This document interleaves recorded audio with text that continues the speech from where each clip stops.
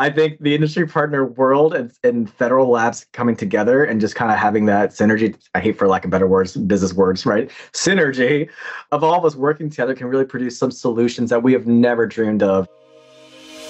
Welcome to the Transfer Files, inside the world of federal innovation. This is your insider's look at how federal laboratories bring groundbreaking technologies to market. I'm your host, Andrea Nelson. In every episode, we'll bring you insights and expertise from throughout the world of tech transfer. In a few short weeks, San Diego will host the biotech industry's biggest global event of the year, the Biotechnology Innovation Organization's International Convention, or simply BIO, where more than 20,000 people are coming together from all corners of the biotech ecosystem, including startups and big pharma companies, government and research organizations, academia, nonprofits, and more. In 2023, the Federal Laboratory Consortium, the FLC, began hosting booths that federal labs could occupy at BIO. This shared booth space makes it easier for federal labs to not only attend the conference, but having a booth gives them better visibility. So ideally, opportunities can walk right up to them. This year, the FLC booths will host the National Institutes of Health, the Frederick National Laboratory for Cancer Research, the National Institute of Standards and Technology, the National Association of Veterans Research and Education Foundations, and the Department of Veterans Affairs. Today, representatives from all of these agencies share their experiences, insight, and advice about this massive event. We consider bio and biotype meetings kind of the World's Fair of biotech in terms of the participants, the variety of opportunities for partnering and licensing, and just the general information about our entire biotech and pharma ecosystem. This is Steve Ferguson from the National Institutes of Health, or NIH. I'm a special advisor in the Office of Technology Transfer at NIH, the Central Technology Transfer Office in the world's largest biomedical research program. The NIH has participated in BIO since before it was BIO, before the organization was formed in the merging of the Industrial Biotechnology Association, the IBA, and the Association of Biotechnology Companies, the ABC. So we've been an active participant in one form or another since then, because it's really kind of a must-do, must-have meeting for our technology transfer program when you're in the biotech and pharma space. The primary thing for us is that, as everyone likes to call it, technology transfer is a contact sport. So this is the world's largest contact sport arena, and we're very happy to be able to participate in it because what we're doing is that we're making contacts with the entire ecosystem, the entire development chain for our technologies. If you think about NIH and other federal laboratories, we're kind of in the front end, we're kind of in the discovery and early development, but there's a whole long parcel or number of participants through the whole system to help it make it go forward in terms of we're coming up with a final product at the end of the day of a vaccine, a therapeutic, medical device, diagnostic tests, or research products.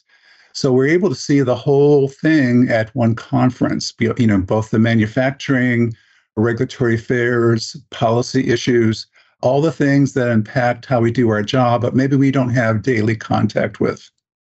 The exhibit floor at BIO showcases over 500 exhibitors offering cutting-edge solutions in product development, research, technology, and beyond.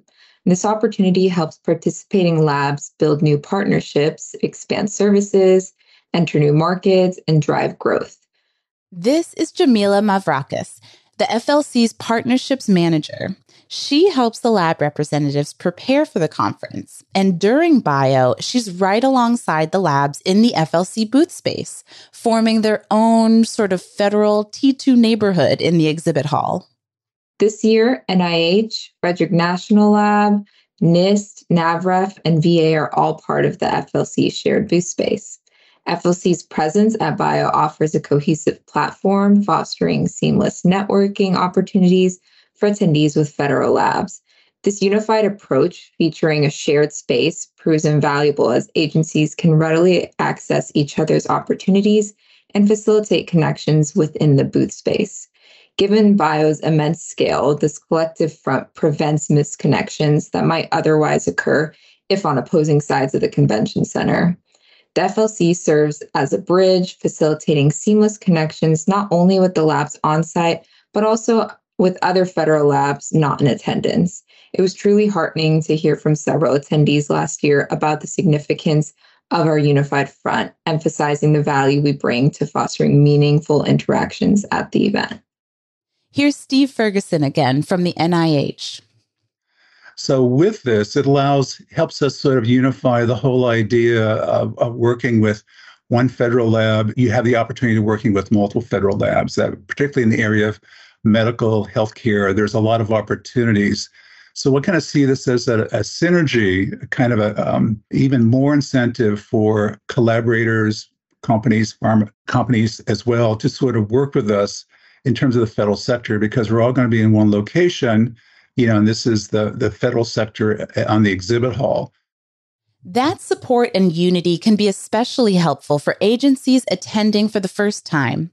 This year, that includes the National Institute of Standards and Technology, or NIST. This is Martin Hindle, who goes by Marty, and handles licensing and patenting as a partnerships officer at NIST. He's eager to connect with industry and boost NIST's visibility in the biotech space. It's tremendous. It strengthens our relationship with FLC, which is already wonderful.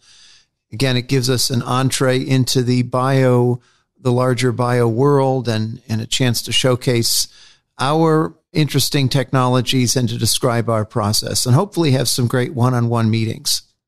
We are looking forward to one-on-one meetings with interested partners from industry, and also with that to learn about the challenges and perspectives of the industry partners, because we can always learn how to better do our work on our side so we can be useful to industry. John Kaplan is the director of the Technology Transfer Program at the Department of Veterans Affairs. He's also looking forward to that dual opportunity at Bio to not only spread the word about the technologies coming out of his office, but also make connections and find out what opportunities exist in the business community. So the main goal is to just get the VA technology out there into the international, bio community. And again, keep spreading the word that the VA has technologies available to license. That's the main goal. A secondary goal is to try to see if we can identify any companies who may want to collaborate or who may have technical problems that they haven't solved yet, just to identify commercially valuable problems that need to be solved. Sharing booth space with the FLC makes it easier for labs to get in the door at particularly expensive conferences like this one. And once they're in the door, even more opportunities open up. Vladimir Popov is the Chief Innovation Officer at the Frederick National Laboratory for Cancer Research. On top of manning a booth at Bio, Vladimir is moderating a panel discussion that will raise visibility of his lab and the opportunities in federal tech transfer. We're going to be talking about working with federal labs. I think we're calling it in and out of this world partnering, because we have International Space Station as one of the panelists. We also have NIH Tech Transfer Office, and we have Army, DoD Tech Transfer Office with us. And we also have, I think, one or two successful partners that one of those labs worked with. And I'll be moderating the panel, and we'll be talking about basically who are the federal labs. So kind of going back to the basics, because a lot of people, especially at Bio, where you get a lot of small companies, you get big players. Federal labs are relatively new, aside from big players like NASA, and other federal labs are relatively not known. So we'll be kind of going back to the basics. Okay, what are the federal labs? Why do they exist? How many of those are in the United States? And then how can you work with a federal lab? What are the benefits of small companies, for-profit companies working with federal labs? Because that seems to be always a big kind of black box for private sector is, well, can we really work with the feds? Is that really that slow? Is it fast? What can we get out of it? So basically deciphering a lot of things that people usually wonder about and showing that federal labs are open for collaborations, that there are great benefits of working with the labs. Vladimir knows exactly the kinds of questions and concerns potential partners might have about working with federal labs, especially because this is not his first time at Bio. That prior knowledge can really be an asset at such a massive conference. So for first-timers, Vladimir has some advice. Research well, do your homework. Bio does give you opportunity to do that. You have an app, or it's a phone app, or you can pull it up on a computer where you can look up the companies. You can write a good description about your lab, be very specific, choose the keywords, choose things that you want people to approach you about. This will help you triage some of the requests that you get for meetings. Also, when you reach out to people, again, do your homework, reach out to people and to companies or institutions you want to talk to with specific things. Show them that you read about them. Tell them what you want to talk to them about. Because the bigger the player is in the field, if you're reaching out, in our case, to big pharma, big biotech companies, they get tons of requests. You have to get their attention somewhere there. So have that value proposition really well thought out. It will save you a lot of time. First of all, it'll make your meetings very relevant. And that's a big thing with Bio. You don't want to you'll end up with 20, 30 meetings in a day sometimes. And you don't want half of those to be a waste. So you want them to be as relevant as possible. Probably one last thing. I think first year when I went to Bio, I was going for numbers to meet as many people as I want to. And then I learned what I just kind of said. And it's okay. You'll still be busy all day long, but make sure that your time is used as efficiently as possible. As with anything in tech transfer, at the end of the day, the real impact isn't shown in stats like the number of meetings you can schedule or even the number of patents or licenses that come out of your office. It's the effect on real lives. Hock Tran said it best. He's the Chief Operating Officer at the National Association of Veterans Research and Education Foundations, or NAVREF. So I'm prior service Army, right? I'm going to come at you from an Army perspective. And from when I was with DOD for 10 years, back in, the early 2000s, there was this hesitation towards industry. And I think we're just coming out of our shells from a federal perspective on how best to work with our industry partners. And the more after I left my service and joined NAVREF and started seeing what the veteran research space was about, I could see where these connections could really flourish and really just offer not only veterans, but active duty service members and other types of folks, access to care and healthcare services that we would have never been able to experience. So, as I go on my little tangent here, I think the industry partner world and federal labs coming together and just kind of having that synergy, I hate for lack of better words, business words, right? Synergy of all of us working together can really produce some solutions that we have never dreamed of. I can go on a tangent about this for sure if you don't mind if I do. Health research for me is very near and dear. A lot of us have family members that go through cancer and all kinds of illnesses that you don't want to happen. And we, as a first world on the precipice of American discovery in so many ways, this is kind of the event where you can really make those discoveries happen and the beginnings of them. Thanks for tuning in to the Transfer Files, your insider's look at federal tech transfer.